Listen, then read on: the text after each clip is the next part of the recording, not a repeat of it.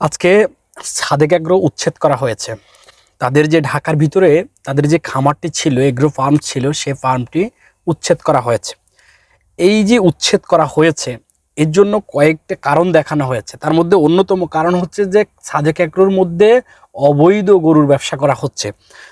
তারা ব্রাহ্মা যে জাতের আমেরিকা থেকে গরু নিয়ে আসছে, সেই গরুগুলো যখন ঢাকা বিমানবন্দরে নামানো হয়েছে সেটা সাদেক এগ্রোতে আনতে দেয় নাই, তখন সেটা নিয়ে যাওয়া হয়েছে পানি সম্পদ মন্ত্রণালয়ের অধীনে নিয়ে যাওয়া হয়েছে। কিন্তু পরবর্তী সময়ে এই প্রাণী সম্পদ মন্ত্রণালয় থেকে মন্ত্রণালয়ের অনুমতিক্রমে সেটা আবার সাদেক এগ্রোতে নিয়ে গেছে। বিষয়টা হচ্ছে সাদেক এগ্রো যে গরু নিয়ে আসছে দেশের বাইরে থেকে অনুমতি ছাড়া বা অবৈধ পথে যে তারা গরু নিয়ে আসছে, সেটা যখন বিমানবন্দরে যেটা ধরা হয়েছে, ধরার পরে সেটাকে প্রাণী সম্পদ মন্ত্রণালয়ের অধীনে রাখা হয়েছে। কিন্তু সে পানি সম্পদ মন্ত্রণালয়ের অধীনে থাকার পরে এই গরুগুলাকে কার ইশারায় আবার সাদেক এগ্রোতে নিয়ে গেল ইমরান সাহেব, সেটার কি আদৌ কোনো সদুত্তর আছে কারো কাছে? এখন কথা হচ্ছে যে সাদেক এগ্রো কি আসলে এখান থেকে উচ্ছেদ করে দেওয়ার পরেই কি সবগুলো শেষ? আমার মনে হয় সাদেক এগ্রোকে এখান থেকে উচ্ছেদ করে দেওয়াই মানে আসলে সব কিছু না। বাংলাদেশ এমন একটা রাষ্ট্র, সেটাকে আসলে শাক দিয়ে মাছ ঢাকা দেওয়ার সবসময় চেষ্টা থাকে। আপনারা জানেন দেশের চলমান একটি ইস্যু রয়েছে এই মুহূর্তে। সেই চলমান ইস্যুটি হচ্ছে যে শেখ হাসিনার ভারত সফর যখন হয়েছে, আর যখন শেখ হাসিনাকে বিমানবন্দরে যখন সংবর্ধনা দেওয়া হয়, সেই সংবর্ধনা অনুষ্ঠানে বলা হয়েছে যে বাংলার মুখ্যমন্ত্রী শেখ হাসিনার উপস্থিতি, স্বাগতম শেখ হাসিনা বাংলার মুখ্যমন্ত্রী। অচিরেই বাংলাদেশ ভারত হতে যাচ্ছে, অচিরেই হায়দ্রাবাদের অবস্থা হতে যাচ্ছে বাংলাদেশের অবস্থা, সিকিমের অবস্থা হতে যাচ্ছে বাংলাদেশের অবস্থা। সোনার বাংলা যখন আজ স্বাধীনতার সার্বভৌমত্ব টালমাটাল, ঠিক সেই মুহূর্তে কুখ্যাত আওয়ামী লীগেরা এবং ক্রিমিনাল হাসিনা সেটাকে ঢাকা চাপা দেওয়ার জন্য এই মুহূর্তে হাসিনা যে কাজটি করছে সেটা হচ্ছে সাদেক এগ্রো উচ্ছেদের পরিকল্পনা হাতে নিচ্ছে, সেই অনুযায়ী কাজ করছে এবং জনগণকে ওইদিকে ডাইভার্ট করার চেষ্টা করছে। কিন্তু ঘটনা হচ্ছে সাদেক এগ্রোর যে উচ্ছেদ করেছে এটা আসলে একটা প্রশংসার দাবিদার।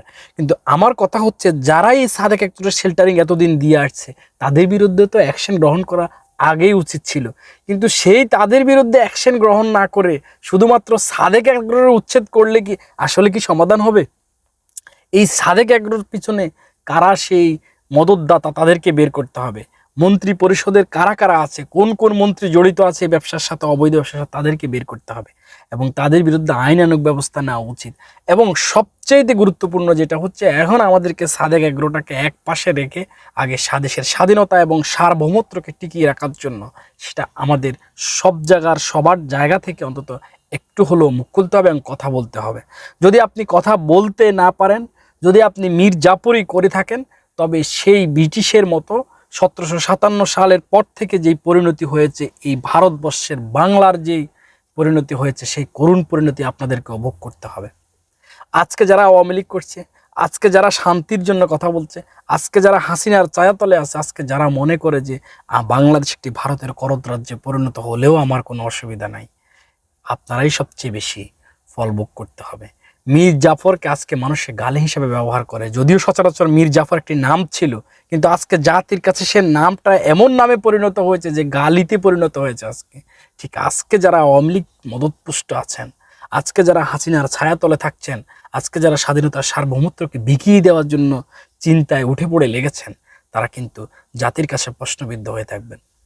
মনে রাখবেন, আজকে যেমন মীর জাফরের কবরের পাশে দিয়ে গেলে ভারতবর্ষের লোক মীর জাফরের কবরের মধ্যে থুতু নিক্ষেপ করে, হাসিনার মৃত্যুর পরে হাসিনার কবরের মধ্যেও সেম কাহিনী হবে, সেম ঘটনা ঘটবে। আজকে শুধু সময়ের অপেক্ষা। ভালো থাকেন, সুস্থ